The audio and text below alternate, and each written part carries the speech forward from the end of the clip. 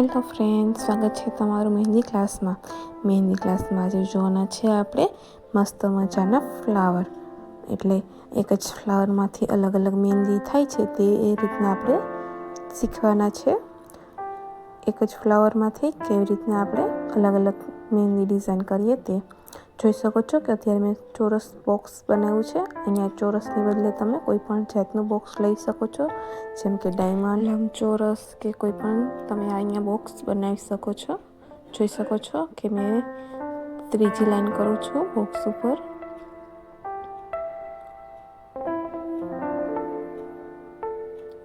જોઈ શકો છો કે ત્રણ બોક્સમાં લાઈન લીધેલી છે અને હવે જે વચલી લાઈન છે તેને હું ડાર્ક કરું છું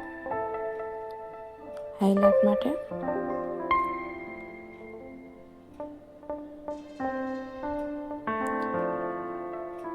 હવે હું સ્કેલ અપ કરું છું. જે ઉપરના બોક્સની છેલ્લી લાઈન છે તેમાં ઝીણા ઝીણા પતલા પતલા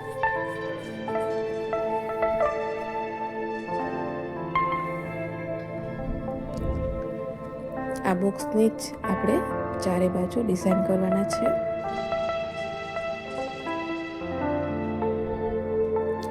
આ ડિઝાઇન આપણે કરશું તે આપણે હાથમાં કરીએ ત્યારે એકદમ મસ્ત દેખાય છે અને એકદમ કમ્પ્લીટ હાથમાં થઈ જાય છે મહેંદી પૂરેપૂરો હાથમાં.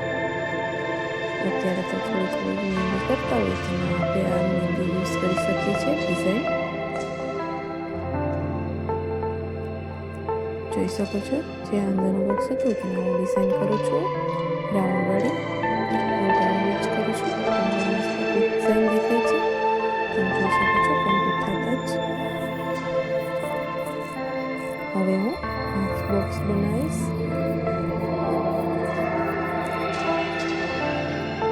જોઈ શકો છો કે હાફ બોક્સ હું બનાવું છું.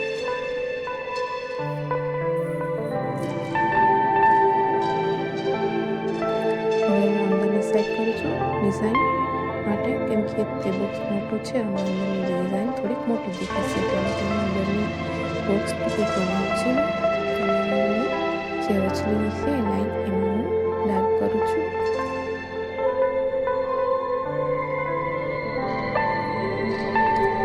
ઉપરની લાઈનમાંથી હું હવે સ્કેલ અપ કરું છું. તમે જોઈ શકો છો.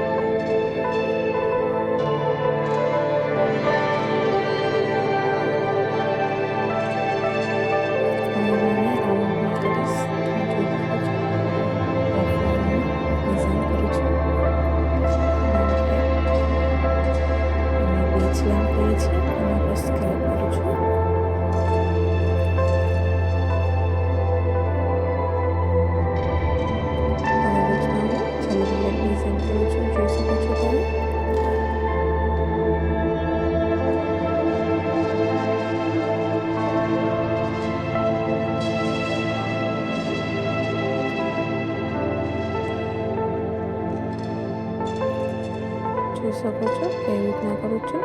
અને આ થોડો પણ ખરાબ થઈ જાય એટલે તરત પૂછી લેવાનો. જાડી ડિઝાઇન થઈ છે એટલે પૂછવું તો પડે જ કોણની. અહીં સાફ થઈ જાય એટલે મસ્ત પતલું પતલું પાછું હાલે કોણ. અહીંયા હું પાછું પણ એક બોક્સ બનાવું છું જે આખું ફિલ કરવાનું છે, ડાર્ક કરવાનું છે. એટલા માટે નાનું બોક્સ હોય તો મસ્ત એકદમ દેખાય. એટલા માટે એક અંદરની સાઈડ પાછું મેં બોક્સ બનાવ્યું છે નાનું એવું. ડાર્ક કરું છું તમે જોઈ શકો છો.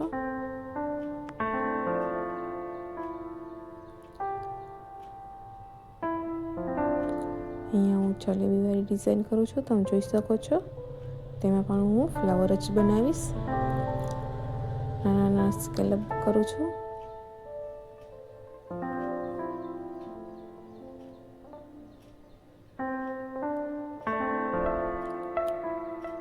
હવે હું મોટા સ્કેલ અપ કરું છું તમે જોઈ શકો છો. પાંદડી જેવા દેખાવા આવે એવા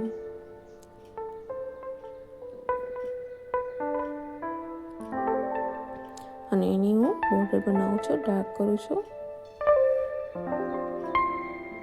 જોઈ શકો છો તમે.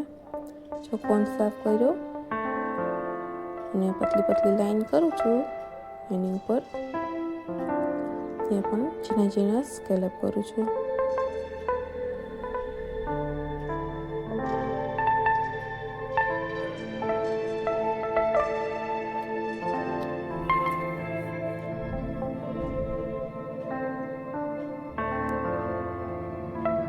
અહીંયા પણ હું નાનું એવું ફ્લાવર ટાઈપ બનાવું છું. તમે જોઈ શકો છો. પહેલાં મેં ડોટ કરી અને લાઈન ખેંચી હતી અને હવે તેની ઉપર હું એક છીણી અને જાડી એવી રીતના લાઈન ખેંચું છું અને ત્યાં હું સ્કેલઅપ કરું છું.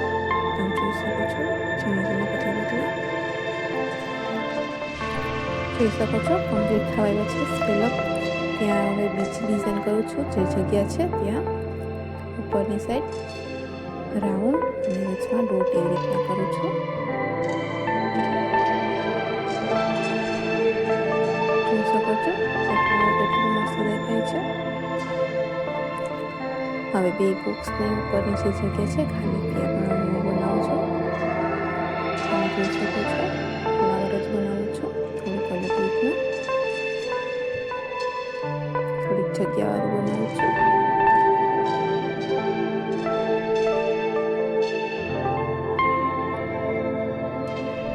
આ ડિઝાઇનમાં છે ને હાફ ફ્લાવર એવી રીતના જ ડિઝાઇન કમ્પ્લીટ કરવાની છે. એક આપણે બોક્સ બનાવ્યું હતું તેની ચારે બાજુ હાફ હાફ ફ્લાવર રીતના કરવાનું છે. અહીંયા હું પાછું બનાવું છું. પહેલાં મેં મોટી જલેબી બનાવી છે. તમે જોઈ શકો છો. અને અહીંયા હું રાઉન્ડમાં બનાવું છું. ડાર્ક કરું છું. તમે જોઈ શકો છો.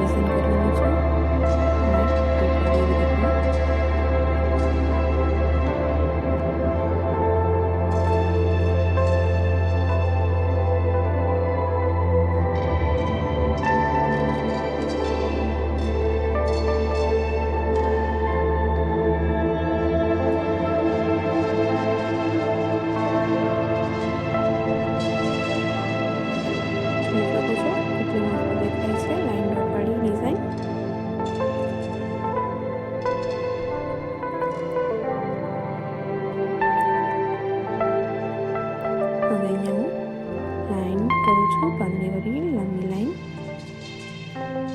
જોઈ શકો છો તમે કેવી રીતના કરું છું. અહીંયા પણ એવી જ રીતના થોડીક અલગ બનાવીશ. જોઈ શકો છો.